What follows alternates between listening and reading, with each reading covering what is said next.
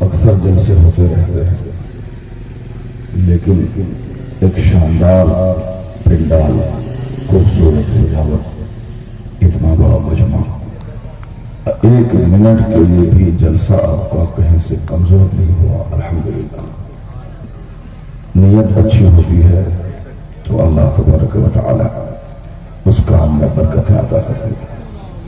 بہت اچھا رہا۔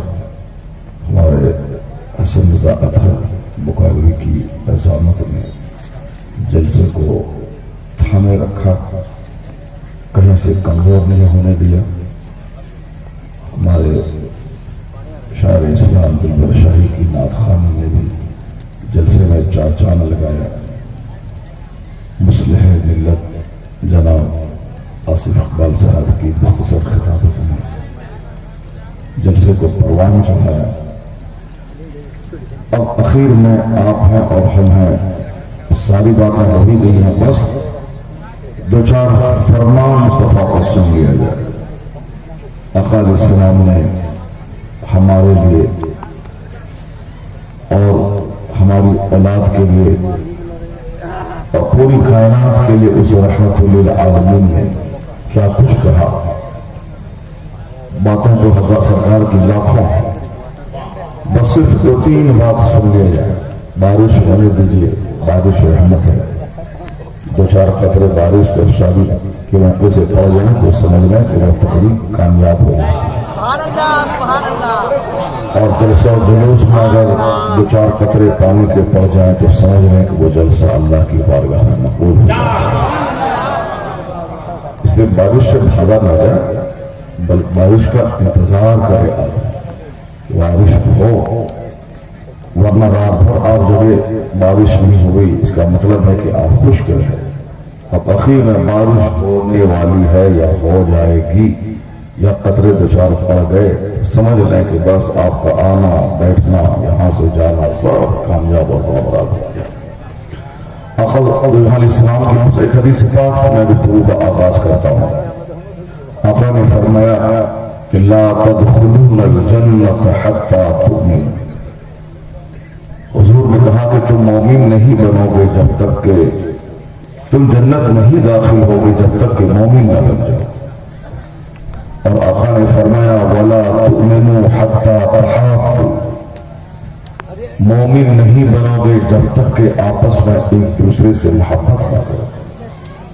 جنت میں داخل ہونے کے لیے ایمان کی شرط حضور نے رکھی، جنت میں کوئی غیر مسلم نہیں جائے گا، یہ طے ہے۔ جنت وہ جنت جس کے سامنے یہ دنیا کی حیثیت ایک ذرے کا کروڑواں حصہ بھی نہیں ہے۔ یعنی دنیا کے 200 سے زائد ممالک، اس میں سونے چاندی کے پہاڑ ساری چیزیں ہیں، لیکن جنت کے مقابلے میں اس کی حیثیت ایک قطرہ پانی کی بھی نہیں۔ جیسے آباد سمندر ہو، اس سمندر کے سامنے ایک بوند پانی کی جو حیثیت ہے، وہی حیثیت اس دنیا کی آخرت کے سامنے، اور آخرت کی ساری راحتیں خاص ہیں صاحب ایمان کے۔ اب حضور نے کیا فرمایا بخاری شریف کی حدیث سے کہ لا تدخلون الجنہ، تم جنت میں نہیں داخل ہوگے حتی تؤمنوا، جب تک کہ مومن نہ ہو، ولا تؤمنوا حتی تحابوا، اور مومن نہیں بنو گے جب تک کہ آپس میں ایک دوسرے سے محبت نہ کرو۔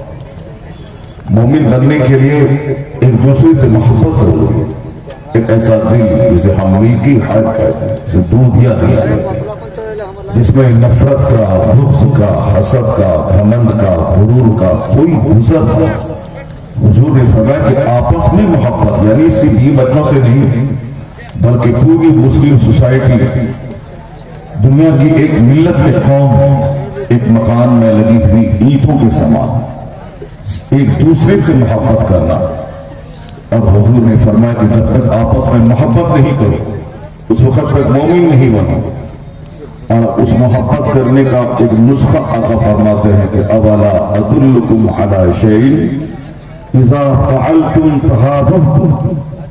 حضور فرماتے ہیں کہ میں تمہیں ایک نسخہ بتا دوں جس سے آپس میں محبت پیدا ہو جائے گی۔ अफ़शु सलाम बैनकुम, आका कहते हैं कि आपस में सलाम को फैला दो।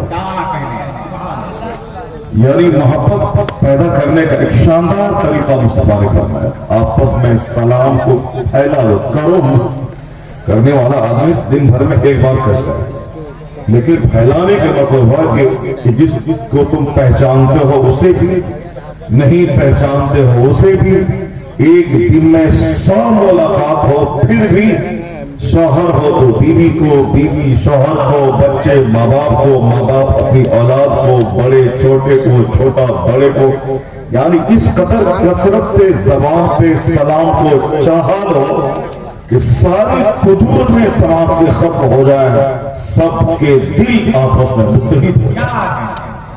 आज की तारीख में नफरतों में जीने वाला समाज, एक दूसरे से डिस्टेंसिंग और दूरियां बनाने वाला समाज, पड़ोसी की पीठ में खंजर ठोकने वाला समाज, करोड़ों की मौजूदगी में दुखी समाज, औलाद वालिदैन की शिकायत करती है, वालिदैन औलाद की, बीवी का एहतमाम शौहर से उठ गया, शौहर का बीवी से।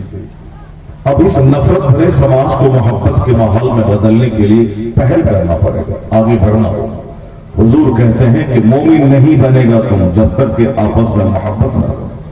1 करोड़ बार कलमा शरीफ पढ़ो, कानूनन मोमिन रहोगे, लेकिन परफेक्ट मोमिन नहीं बन पाओगे। परफेक्ट मोमिन बनने के लिए अपने समाज में 1000 लोग हैं, सबसे अदना आदमी जो मजदूर क्लास का है उसे भी इंसान समझना होगा, उससे मोहब्बत करनी होगी।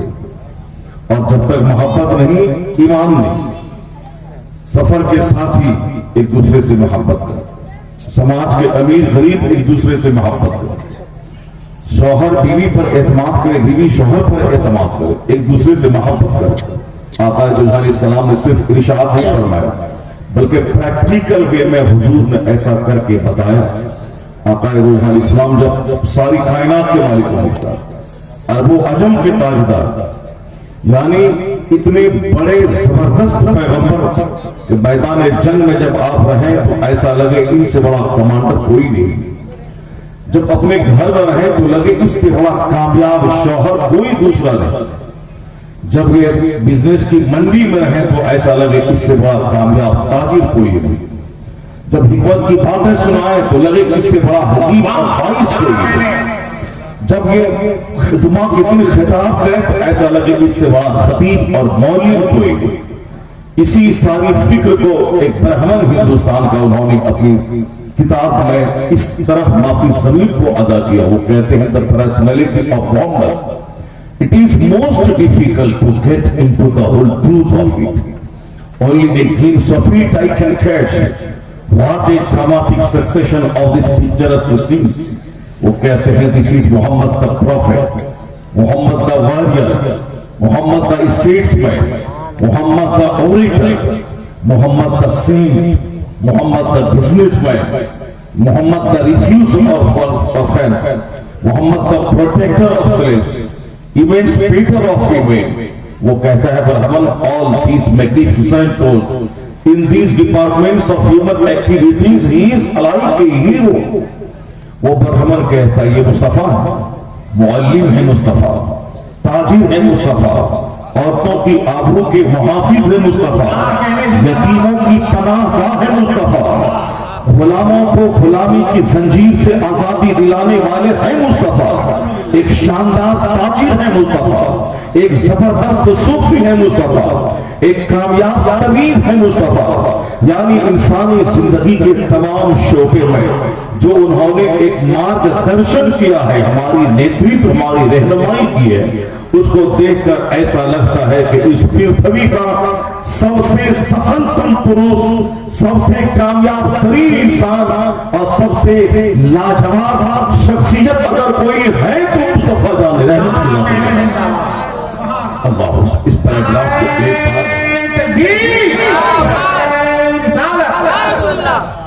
इस पैराग्राफ को एक बार नहीं 50 बार पढ़ने को दिल चाहता है, 1000 बार पढ़ने को दिल चाहता है। एक ब्राह्मण ने दिल निचोड़ के रख दिया। वो पढ़ा लिखा ब्राह्मण था, ब्राह्मण वो गुजरात का ब्राह्मण नहीं था, वो बहुत पढ़ा लिखा ब्राह्मण था। وہ بہار کا برہمن نہیں تھا، بہت بڑا پڑھا لکھا برہمن، وہ ساؤتھ انڈیا کا برہمن۔ ساؤتھ انڈیا کا برہمن اداروادی ہوتا ہے، ساؤتھ انڈیا کا برہمن اچھی اور بری چیزوں میں تمیز کرنے والا ہوتا ہے۔ گجرات کے لوگ کیسے ہوتے ہیں وہ سارا ہندوستان جانتا ہے، لیکن ساؤتھ انڈیا کا برہمن نے انہوں نے دل کھول کے رکھ دیا۔ وہ کہا کہ اس پرتھوی کا سب سے لاجواب انسان اگر کوئی ہے تو محمد عربی کی ذات گرامی۔ انہوں نے کلمہ پڑھ کے نہیں بولا، کلمہ پڑھنے والا وہ تو بولے گا ہی، بولنا ہی ہے، کہ جب تک حضور کو لاجواب نہیں مانے گا مومن ہی نہیں ہوگا۔ مومن بننے کا مطلب وہ آنکھ بند کر کے حضور کو تسلیم کر دیا۔ میں نے خدا کو دیکھا نہیں، حضور نے کہا کہ اللہ ایک ہے، میں نے مانی۔